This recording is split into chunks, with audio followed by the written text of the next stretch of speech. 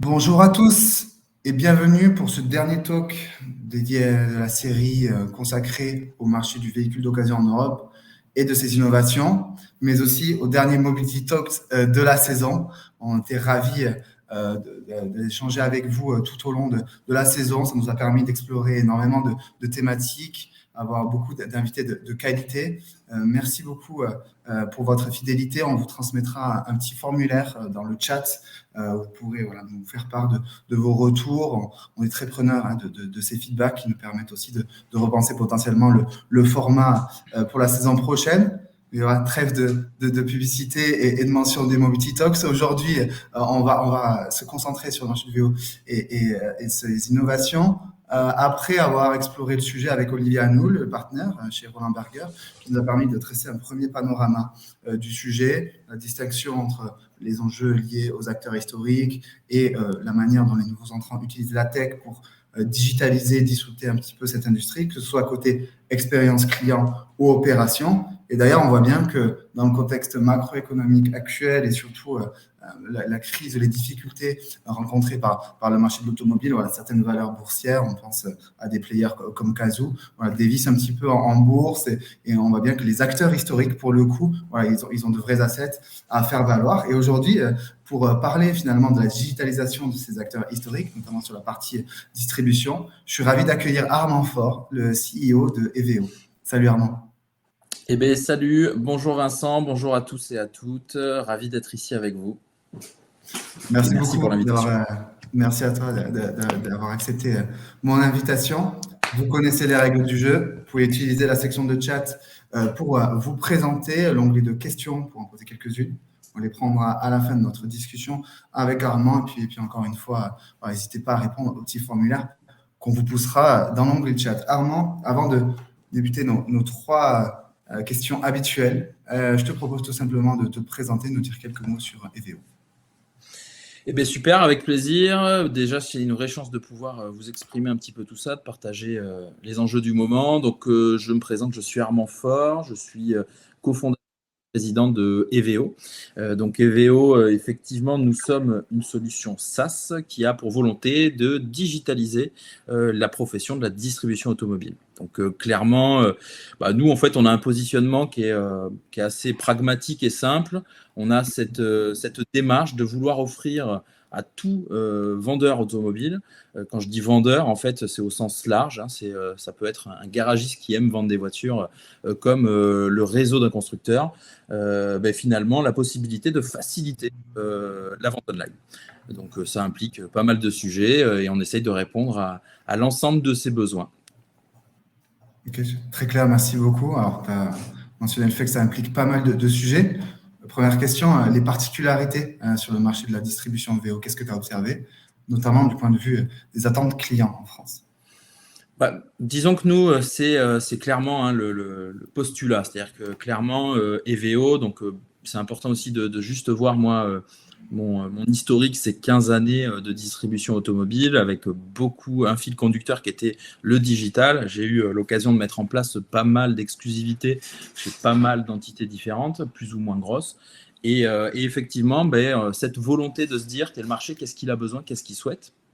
Et donc, ce qu'on se rend compte, c'est que là, on a une exigence aujourd'hui d'avoir de l'expérience digitale live, un peu surtout. On est devenus des consommateurs assez exigeants sur le digital, c'est-à-dire qu'on veut que ça aille vite, on veut que ça soit immédiat, on veut pas un formulaire qui va nous permettre de peut-être être rappelé par une hotline qui va nous dire vous êtes intéressé, ok, peut-être que vous serez rappelé par un vendeur. Donc nous, en fait, notre volonté chez EVO, c'est qu'on puisse créer des interactions immédiates facilement. Et ces interactions immédiates, forcément, ça implique pas mal de sujets IT, donc d'où l'intérêt d'une boîte tech. J'avais une agence spécialisée sur le marché à la base et je me suis convaincu qu'il fallait faire beaucoup de tech, beaucoup de R&D pour pouvoir faciliter justement le lien entre le vendeur et l'acheteur. Et ça, je pense que c'est le cœur du besoin, il est là, à ce niveau-là, Vincent. Peut-être aussi, si on va un peu plus loin, c'est vrai qu'il y a ce besoin de tech, de R&D. Qu'est-ce qui permet finalement ce passage finalement au digital? Qu'est-ce qui peut être amélioré? Tu peux nous parler de use case un peu, sur les attentes clients. Qu'est-ce que je peux mieux faire grâce à EVO? Mais en fait, il y a des fondamentaux qui sont propres au marché, hein, donc on le sait qu'il y a pas mal de marchés qui ont été réinventés. Je peux parler d'hôtellerie, de restauration. On a beaucoup de marchés qui ont su se réinventer autour du digital. Si on parle finalement, qu'est-ce qu'on a besoin? Les besoins sont souvent un peu les mêmes. C'est être certain finalement que l'auto que je vais acheter me rassure. Donc effectivement, qu'elle soit particulièrement bien définie. On a vu qu'il y a une démocratisation des informations plus conséquentes, avec des 360 très bien qualifiés, les défauts très présentés, les petites imperfections. On ne parlera pas de défauts en B2C, évidemment, on va parler de petits détails, mais effectivement, une présentation de ce type-là. Les ponts avec les DMS, et donc là où finalement les professionnels de la distribution automobile remplissent leurs infos sur leur véhicule, mais finalement, ils sont de plus en plus détaillés. On va avoir de la qualité d'information que nous, on est en capacité de venir afficher pour le client final. Ça fait partie d'un des premiers éléments, c'est qu'il faut déjà bien présenter. Et bien présenter, malgré, en fait, nous, aujourd'hui, étant positionnés au cœur entre les outils du marché et le particulier, on essaye d'afficher de la meilleure des manières. On se rend compte que ce n'est pas toujours facile parce que les solutions informatiques utilisées par pas mal de professionnels et de concessionnaires, parfois ne nous donnent pas des très belles informations.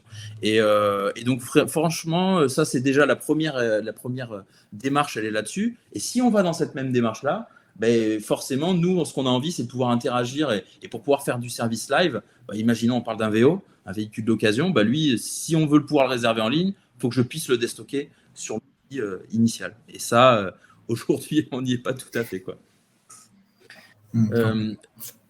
J'aimerais juste compléter en fait par rapport à un deuxième sujet qui est majeur, c'est-à-dire qu'on parle de cette démarche d'essai, de réservation en ligne. Donc la réservation en ligne se démocratise. Nous aujourd'hui, les solutions, par exemple chez VO, tous nos sites sont munis en fait d'une réservation en ligne avec versement d'acompte et possibilité d'accepter, refuser, etc. Mais entre guillemets, la démarche d'essai, réserver un essai, c'est bien parce que c'est une vraie alternative à je vois une voiture d'occasion sur un site qui ne me permet pas d'avoir l'essai et qui me propose juste du satisfait ou remboursé. Ça, finalement, ça fonctionne bien avec les réseaux historiques. Demain, les autres choses sur lesquelles on va travailler, ça va être le partage. Le partage, c'est forcément de l'IT parce qu'il faut pouvoir se brancher avec des systèmes d'abonnement, des systèmes de financeurs qui proposent des solutions innovantes. Et donc, tout ça, en fait, voilà, il y a toutes ces évolutions-là qui sont en train de se mettre en place et qui vont être bientôt juste une obligation. Oui, complètement. Bon, on voit bien les bénéfices produits que peut apporter une solution comme EVO. On vient parler des tendances de fond. Mais voilà, si on prend un peu plus de recul, il y a un claim en fait de pas mal de nouveaux entrants, de startups qui disent voilà les historiques sont très poussiéreux. Voilà, ils n'arrivent pas à innover, ils n'arrivent pas à se transformer. Toi, tu adresses voilà un marché qui est bien établi sur la distribution. Finalement, tu veux outiller, permettre de digitaliser. Voilà, t'as mis des guillemets au système informatique de certains distributeurs. Voilà, toi, tu veux leur apporter une solution plus innovante. Qu'est-ce que tu as identifié comme facteur clé de succès pour le digitaliser, ce secteur historique?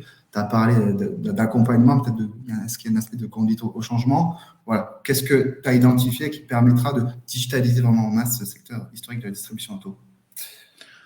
Alors déjà pour ma part, en fait, moi je suis convaincu d'une chose, c'est que la coordination en fait de toute la chaîne de valeur, c'est-à-dire de tout ce qui existe aujourd'hui sur le marché, qui est les outils utilisés par la profession, ils n'ont plus le choix que d'ouvrir les portes. C'est-à-dire que aujourd'hui, nous, notre positionnement, par exemple, on doit travailler avec un concessionnaire, un négociant, un groupe de distribution, un constructeur. Finalement, on va leur dire vos établissements utilisent quoi comme outil pour pouvoir nous pousser.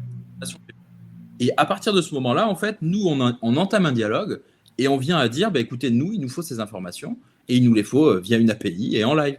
Et il faut qu'on puisse faire de la lecture et de l'écriture. Et sauf que ça, aujourd'hui, cette lecture-écriture, finalement, les acteurs, on les compte sur une main qui le permettent. Et en fait, donc, il y a une espèce de de démarche technologique qui doit être mise en place sur tous les outils historiques. Et à un certain moment, il va falloir simplement leur imposer et leur dire, effectivement, vous voulez passer à la suite, maintenant, il faut passer à ça. Donc ça, je pense que le premier élément, il va être là-dessus. Parce qu'en fait, maintenant, si on prend le deuxième volet, c'est-à-dire qu'il y a les outils historiques utilisés, donc eux, il faut qu'ils se digitalisent et qu'ils deviennent beaucoup plus IT et connectés, temps réel, API, enfin voilà, webhook, et qui soit dans une démarche vraiment de synchronisation technique. Et le deuxième volet, là j'ai beaucoup moins d'appréhension et beaucoup moins de difficultés, c'est l'utilisation de toutes les SaaS du marché. C'est-à-dire qu'il y a beaucoup de SaaS sur le marché qui existent, que ça soit transport, financement, les 360, il y en a vraiment beaucoup, l'e-réputation, il y en a à tous les niveaux. Toutes ces nouvelles entités, qui sont des confrères pour moi, ont une démarche de synchronisation et de possibilité de s'ouvrir. Nous, chez EVO, en fait, on ouvre tout, on ne ferme rien. C'est-à-dire qu'au final, toute notre data, si elle appartient au client, on est en capacité de la mettre à dispo dans un sens, dans l'autre. Les VO, c'est pareil, on est en capacité, nos API, rentrent, sortent, c'est écriture, lecture. Et en fait, c'est simplement cette évolution-là qui va être nécessaire pour qu'il y ait une réinvention. Donc pour moi, la réinvention, elle est d'abord technique et technologique. Et ça, c'est le nerf de la guerre. Le deuxième volet, donc après avoir fait cette problématique technique et technologique, ça va être les enjeux humains et pédagogiques. C'est-à-dire qu'effectivement, ce qu'on se rend compte, c'est que parfois, on arrive à mettre en place de très belles infrastructures, on arrive à révolutionner la technologie, on arrive à brancher, faire des choses en temps réel, ça marche bien. Mais par contre, derrière, on a mal accompagné l'humain. On a mal imposé des nouvelles contraintes et des nouvelles manières de collaborer. Et donc, effectivement, ce qui fait que le staff en place, souvent, quand c'est des concessions et des réseaux de concessionnaires, finalement, ils sont en place depuis des années, ils existent et ils ont eu des habitudes. Et on ne leur dit pas, ça se passe comme ça. Et finalement, c'est la nouvelle règle. Ça fonctionne de cette manière. Et pour que ça soit accepté par cette équipe, il faut pouvoir le faire accepter de la meilleure des manières. Et pour ça, c'est de la pédagogie, c'est de la formation. Et ça, je pense qu'en fait, si on travaille ces deux sujets-là, finalement, le dernier volet qui est finalement le service proposé par EVO, c'est finalement de se dire qu'on est en capacité de faire du service équivalent à des Kazoo, Autohero, Aramis, etc. Ça n'est absolument pas compliqué, c'est 79 € en ligne sur evo.io. Donc c'est pour dire qu'effectivement, il y a les solutions technologiques. C'est plutôt ce qui est historique, qui n'est pas dans une démarche, de pouvoir passer à la suite. Okay. Très clair. Merci beaucoup. Je vois qu'on a déjà une question. N'hésitez pas à en poser d'autres. Voilà. On les prendra après. La dernière question que je vais te poser, Armand, justement une question un peu plus d'ouverture. Voilà, on voit bien, tu as cité Kazoo, vraiment c'est ces modèles innovants qui veulent intégrer un maximum, internaliser vraiment un maximum de composantes finalement du modèle sur la partie front, expérience client et back, sur la partie opération. Comment est-ce que tu vois la cohabitation entre les acteurs historiques et les nouveaux entrants sur ce marché? Dans quelle mesure peut y avoir une collaboration? Est-ce qu'il y aura vraiment deux ADN qui vont se développer chacun de leur côté? Les acteurs historiques qui vont pouvoir travailler potentiellement avec des solutions comme la tienne qui permettent d'outiller beaucoup mieux pour continuer à faire et à se transformer. Et à côté de ça, un monde dans lequel il y aurait peu de communication, finalement, les parties nouveaux entrants. Alors, clairement, déjà, moi, je pense que c'est bien ce qui se passe aujourd'hui parce que ça remue. C'est-à-dire que les nouveaux acteurs digitaux, clairement, ils challengent les modèles traditionnels. Donc, moi, j'avoue que pour avoir été plutôt un partisan de secouer, essayer de vitaminer, dynamiser, je sais que des fois, on a un petit peu de mal. Là, la vraie démarche très positive de tout ça, c'est que c'est réellement, en fait, ça a mobilisé la distribution traditionnelle. C'est-à-dire que là, quelque part, ils se sont dit, il y en a qui sont arrivés, ils avaient juste des fonds, et avec des fonds, finalement, ils arrivent à nous prendre des grosses parts de marché. Et je pars dans ce principe-là que au final, j'insiste à dire des fonds parce que réellement, le savoir-faire, savoir vendre une voiture, clairement, quand il y a des acteurs historiques qui ont presque une centaine d'années, voire plus pour certains, et qui se sentent, qui n'arrivent pas à finalement faire face à cela, c'est à mon sens pas normal.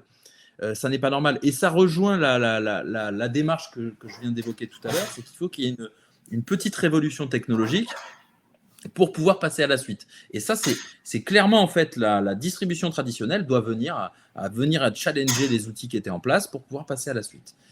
Ensuite, un autre élément qui est important, c'est de se dire que l'arrivée de ces acteurs-là, qui finalement ont des fonds assez importants, déjà, clairement, pour donner un exemple très bête, ils viennent squatter clairement toutes les requêtes sur les moteurs de recherche.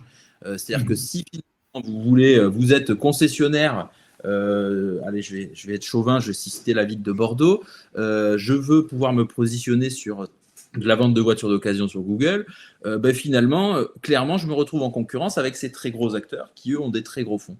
Et donc, finalement, du coup, la place est dure à prendre.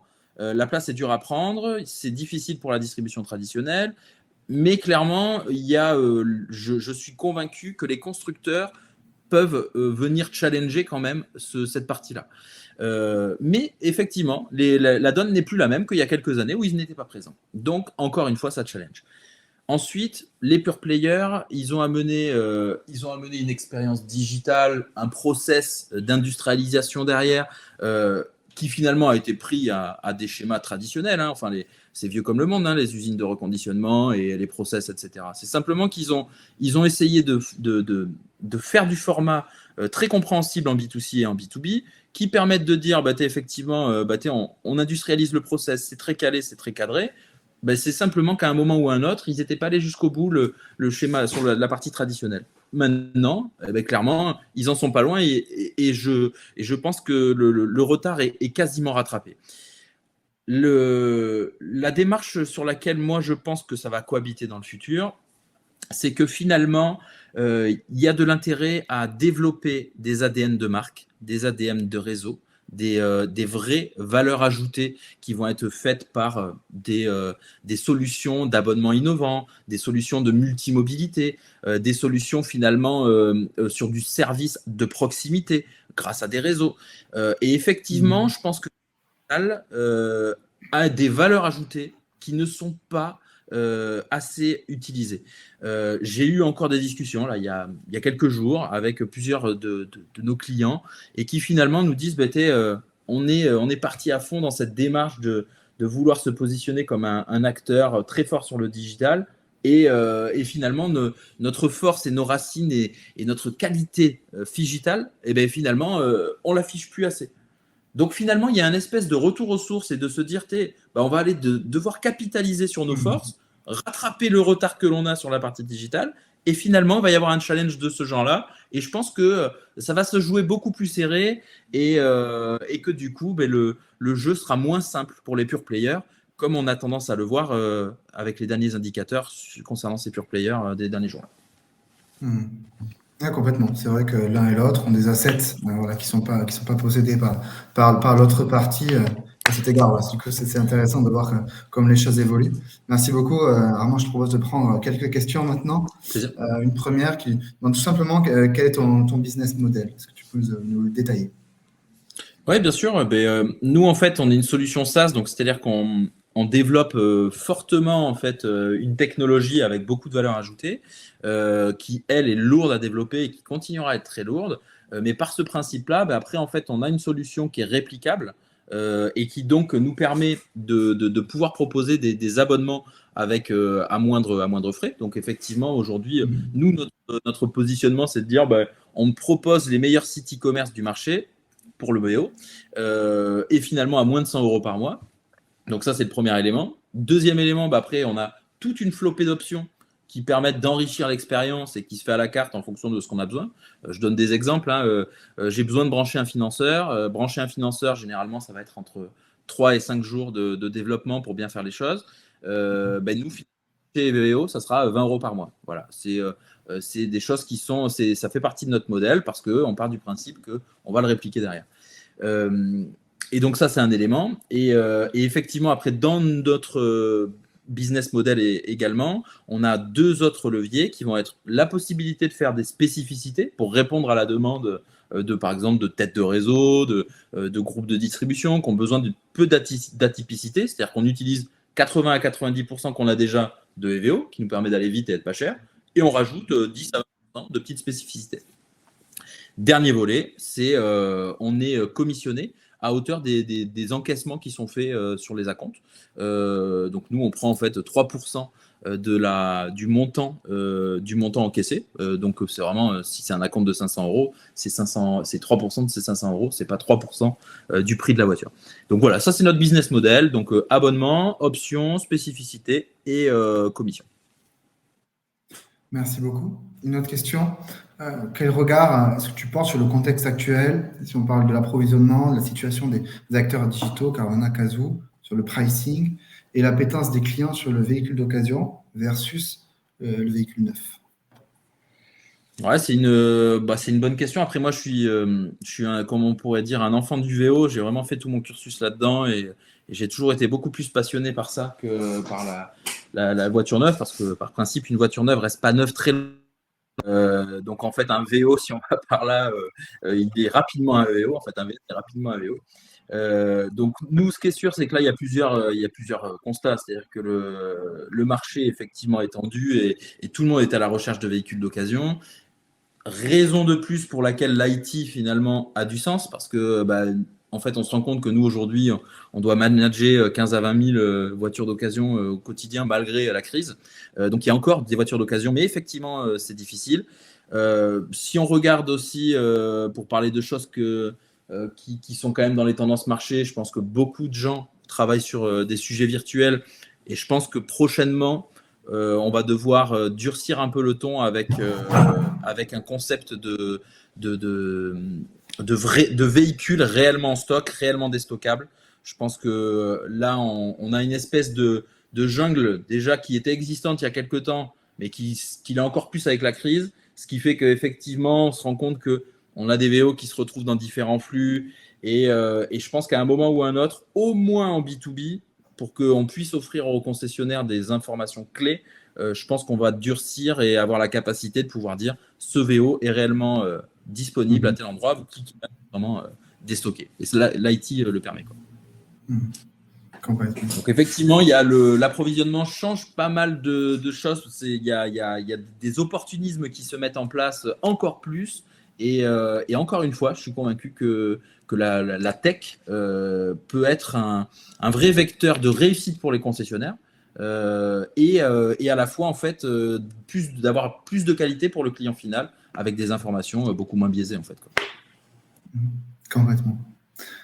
Je vois qu'il n'y a pas d'autres questions, donc Armand, il ne me reste plus qu'à te remercier pour cet échange. Merci beaucoup, c'était hyper éclairant et bravo pour tout ce que tu développes avec EVO. Merci à tous d'avoir suivi ce dernier Mobility Talk de la saison.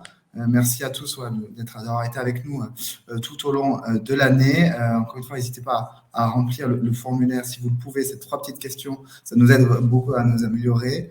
Je donne rendez-vous à la rentrée, tout simplement. Je vous souhaite un bel été. Et puis, voilà, si vous voulez poursuivre la discussion, vous pouvez facilement trouver nos coordonnées. Encore une fois, merci Armand et bonne journée à tous. Avec plaisir. Merci beaucoup pour l'invitation et ravi d'avoir été ici. Au revoir à tout le monde. À très bientôt. Au revoir.